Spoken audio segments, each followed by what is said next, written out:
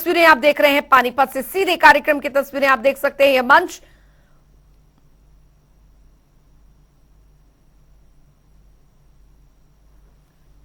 हरियाणा वासियों के लिए बड़े गौरव की बात है, क्योंकि इस प्रदेश में माननीय मुख्यमंत्री श्री मनोहर लाल जी के नेतृत्व में और उनके प्रेरणा और उनके निर्देश में हरियाणा ऐसा प्रदेश बना, पहला देश का, जहां आयुष विश्वविद्यालय की स्थापना हुई, हरियाणा योग आयोग की स्थापना हुई, पाठ्यक्रम में योग को शामिल किया गया, खेलों में शामिल किया गया, हमारे जीवन का हिस्सा, वो अभिन्न हिस्सा बने, इस बात के लिए प्रेरणा सदैव माननीय मुख्यमंत्री महोदय से मिलती है।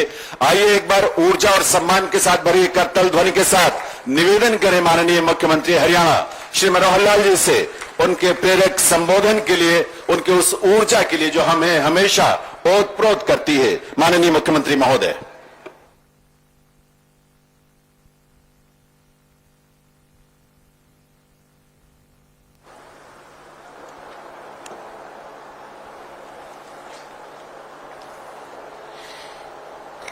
योग कर्मसु कौशलम, जैसा आज हमने अपने युवा योगियों से इस प्रदर्शन में योग करते हुए देखा है, सीखा है,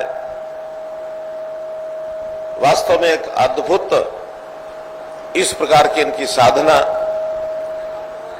जो इनके शरीर को, मन को, बुद्धि को, सबको एक किए हुए थी।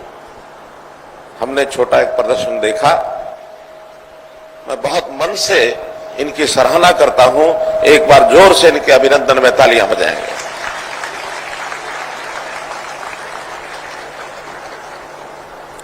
मंच पर विराजमान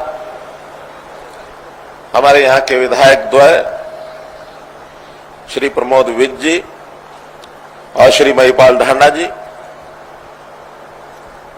उपस्थित हमारे योग आयोग के अध्यक्ष श्री जयदीप आर्य जी,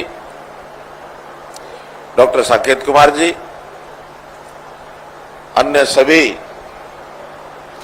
आज के इस योग के प्रदर्शन कार्यक्रम में उपस्थित हमारे पानीपत के नागरिक बंधुओं, भाइयों, बहनों,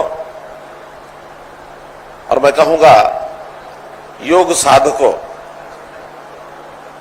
आप सबने मन का एक संकल्प लिया है कि जीवन में योग को कैसे अंगीकार किया जाए। आज योग दिवस है। दुनिया भर में योग दिवस के अवसर पर ये प्रदर्शन के कार्यक्रम चल रहे हैं, लेकिन हम यहां तक सीमित नहीं हैं। योग व्यक्ति के लिए प्रदर्शन का कार्यक्रम ना होकर के बल्कि जीवन में दिनचर्या का हिस्सा बनाने के लिए अपना यह प्रयत्न शुरू हुआ है। 2014 में अपने प्रधानमंत्री जी के प्रयत्नों से और जिस योग विधा को अंतर्राष्ट्रीय स्तर पर मान्यता मिली, इसके पीछे केवल आज की सोच नहीं है,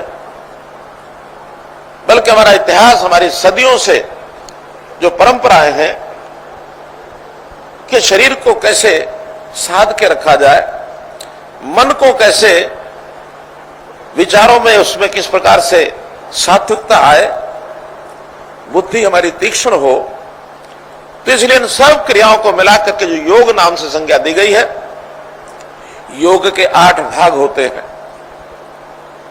शरीर का व्यायाम ये केवल उसका एक हिस्सा है। जो हम आसन करते हैं, इसमें ध्यान का भी बहुत बड़ा हिस्सा है।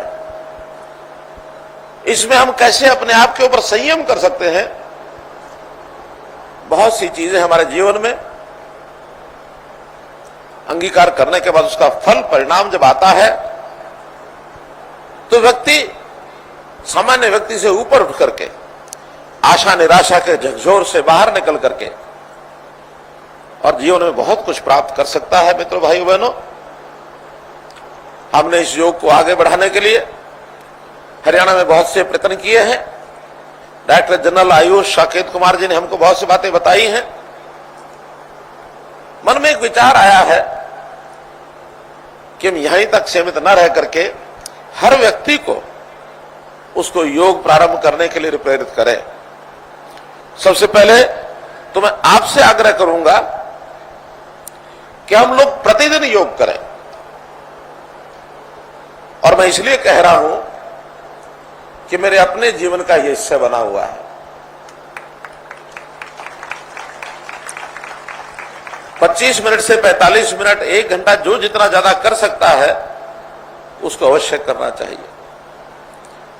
मुझे एक छोटी जो कहानी याद आ रही है कि एक बार एक माताजी अपने बच्चे को लेकर के एक संत के पास गए कि महाराज जी, मेरा बेटा गुड़ खाता है, आप अगर कहेंगे तो ये गुड़ छोड़ देगा। संत महाराज ने कहा कि माई तुम ऐसा करना, 7 दिन बाद आना। 7 दिन बाद फिर गई, महाराज ने फिर वही कहा कि हाँ अगले 7 दिन और इंतजार करो। फिर गई, तीसरी बार भी यही कहा कि 7 दिन बाद आना। जब 3 बार 7-7 दिन के बाद बुलाया तो 21 दिन बाद बच्चे को बुलाया, बेटे गुड़ खाना अच्छी बात नहीं है, गुड़ मत खाया करो। और उस बच्चे ने गुड़ खाना छोड़ दिया। 7 दिन जब माताजी ने देख लिया कि बेटा गुड़ खाना छोड़ गया तो फिर गई, महाराज ये बताइए कि आपने पहले दिन ये कह दिया होता तो बच्चा गुड़ खाना छोड़ देता, आपने 21 दिन इंतजार क्यों करवाया? तो संत महाराज कहते हैं कि मैया, जिस दिन आपने कहा उस दिन मैं गुड़ खाता था, मैंने इस 21 दिन के अभ्यास में गुड़ खाना छोड़ दिया है, इसके बाद ही मैंने बच्चे को कहा है, तब जाके ये प्रभाव हुआ है। तो मेरा कहने का भाव यह है कि योग करने कराने का प्रभाव भी तभी हम दूसरों पर डाल सकते हैं जब स्वयं योग करेंगे। हमारे मोदी जी नित्य प्रति प्रातःकाल योग करते हैं। योग से कितना उन्होंने अपने आप को साधा हुआ है, कितना कठिन परिश्रम करते हैं। इस आयु में आकर के एक युवा की तरह, कल ही अमेरिका गए हैं, आज यूएनओ में योग का कार्यक्रम हो रहा है। दुनिया में घूमते हैं, दिन में रात में, क्योंकि अंतर बहुत होता है समय का। जब वापस आते हैं तो आते समय बहुत लोगों को लेगजेट का प्रभाव पड़ता है। समय के हिसाब से उनके शरीर पर लेगजेट का प्रभाव नहीं पड़ता। जैसे ही भारत भूमि पर आकर के पहला ही क्षण होता तो किसी न किसी कार्यक्रम में पहुंच जाते हैं। तो अपने जीवन में इसका जब योग साधना का जब अभ्यास करेंगे तो हम भी, तो हमारी जो तनावपूर्ण जिंदगी है, आखिर हर व्यक्ति जब कुछ सोचता विचारता है उसके ऊपर 10 प्रकार की जिम्मेवारियां आती हैं, तनाव बढ़ते हैं। उस तनाव को खत्म करने के लिए हमें दवाई काम नहीं आएगी। बहुत लोग चले जाते हैं डॉक्टर्स पर, तनाव हो गया, कहीं जाने की आवश्यकता नहीं है। एकमात्र योग विधि ऐसी है, आप प्रतिदिन जब समय मिले, अच्छा है प्रातःकाल मुहूर्त में मिले, लेकिन प्रातःकाल मुहूर्त में अभ्यास न भी बने, कभी दिन में भी कर सकते हैं, सायंकाल भी कर सकते हैं, रात को सोने से पहले भी कर सकते हैं। थोड़ा पेट हल्का रहना चाहिए, उस समय योग करना चाहिए। खाते ही एकदम योग न करें, क्योंकि इसमें जो व्यायाम है, जो हमारा ये जो आसन है, ये प्रभावी ढंग से नहीं हो सकते हैं। तो मैं तो आपसे ये निवेदन करूंगा कि हरियाणा में बच्चा हो, बूढ़ा हो, पुरुष हो, महिला हो, नौजवान हो, कोई कर्मचारी हो, किसान हो, मजदूर हो, शरीर तो सबको स्वस्थ चाहिए। क्योंकि एक बार शरीर अस्वस्थ हो गया तो शरीर की क्षीणता हमारे काम में भी प्रभाव डालती है। हम बीमारी के बाद इलाज करा करके स्वस्थ हो सकते हैं, लेकिन लगातार स्वस्थ रहना, स्वस्थ होना में और स्वस्थ रहना में अंतर है। स्वस्थ होना यानी बीमारी के बाद हम स्वस्थ हुए, लेकिन स्वस्थ रहे माने बीमार नहीं हुए तो हम स्वस्थ रहे। लगातार हमको स्वस्थ रहना है। स्वस्थ होना तो हमारे इलाज से, हमारे पैसे से हम करा ही पाएंगे, लेकिन लगातार स्वस्थ रहना ये जीवन में बड़ा आनंद देगा, हमारे कार्य क्षमता बढ़ेगी। हम प्रतिदिन अपने व्यक्तिगत काम में, अपने नौकरी में, अपने बाकी जगह परिणाम अच्छे दे पाएंगे। वरना टाइम पास करते रहते हैं, हम परिणाम अच्छे नहीं दे पाते हैं। परिणाम अच्छा देना है तो शरीर को स्वस्थ रखना, मन को स्वस्थ रखना, बुद्धि को तरोताजा रखना, अपना स्तर ऊंचा बढ़ाना, ये सब तभी संभव है कि हम योग के माध्यम से शरीर की साधना करें। मुझे आज के अवसर पर आपके सामने इतनी बात रखनी थी। अभी अभी मुझे जानकारी मिली है कि आज हमारे राष्ट्रीय अध्यक्ष श्री जेपी नड्डा जी, जो शायद पहले कार्यक्रम नहीं था लेकिन योग के लिए अभी कार्यक्रम शुरू हुआ है, वो वहां पहुंच गए हैं और गुरुग्राम में ऐसे ही 5000-6000 लोगों के बीच में अपना योग कर रहे हैं।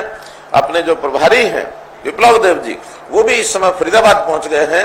सभी जितने भी ऐसे प्रमुख लोग हैं किसी न किसी स्थान पर योग कर रहे हैं।